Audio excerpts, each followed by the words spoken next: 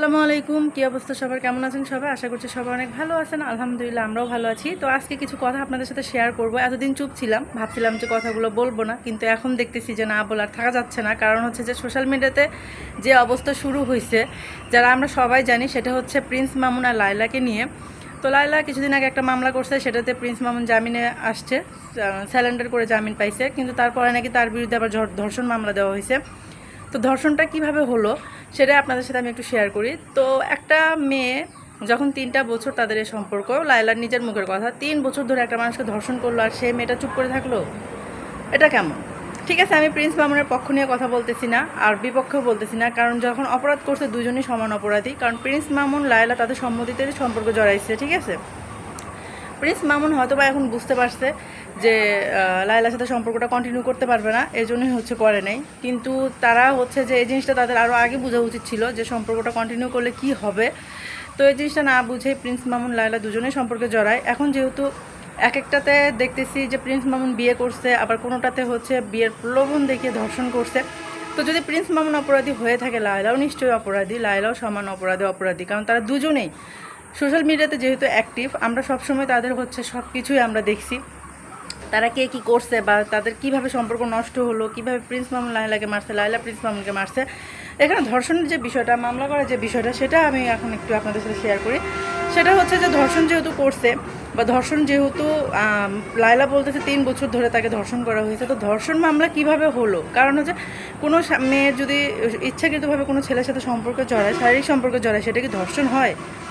কি জানি, আমি তো আইন অত কিছু বুঝি না, কিন্তু আমার এখন মনে হচ্ছে যে প্রিন্স মামুন যতটা অপরাধী, লায়লাও কিন্তু ঠিক ততটাই অপরাধী, ঠিক আছে।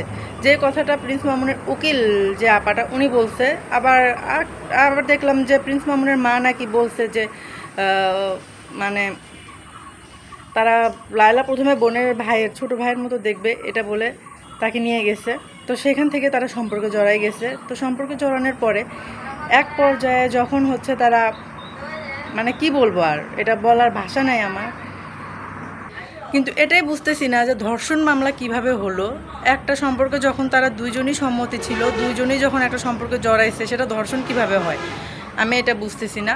তো আমার মনে হয় যে এই জিনিসটা আরও ভালো করে একটু তদন্ত করা দরকার। কারণ আর লায়লা পুরো একটু বোঝা উচিত ছিল যে তার ফ্যামিলির কি অবস্থা। প্রিন্স মামুনের 2টা ভাই বোনই কিন্তু প্রতিবন্ধী, প্রিন্স মামুনের উপর দিয়ে তাদের সংসারটা চলে। অন্তত এগুলো দিক বিবেচনা করে হলেও হচ্ছে তাকে মানে এই মামলার মধ্যে না যাওয়াটা উচিত ছিল। হ্যাঁ, কষ্ট লায়লাও পাইছে, আমরাও একটা মেয়ে, আমরা জানি যে মানে ভালোবাসার মানুষকে হারানোর কষ্টটা কতটুকু। কিন্তু এই ভালোবাসার সম্পর্কে জড়ানোর আগে দুজনেরই বারবার ভাবা উচিত ছিল, ঠিক আছে, যে একটা সম্পর্কের শেষ পরিণতি কী হবে সেটা আগেই ভাবা উচিত ছিল।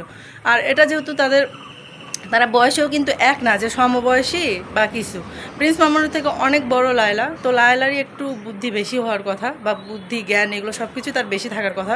কিন্তু সে সম্পর্কে জড়ানোর আগে বারবার ভাবা উচিত ছিল। একটা মানুষকে এত সুযোগ দেওয়াটা উচিত হয় নাই।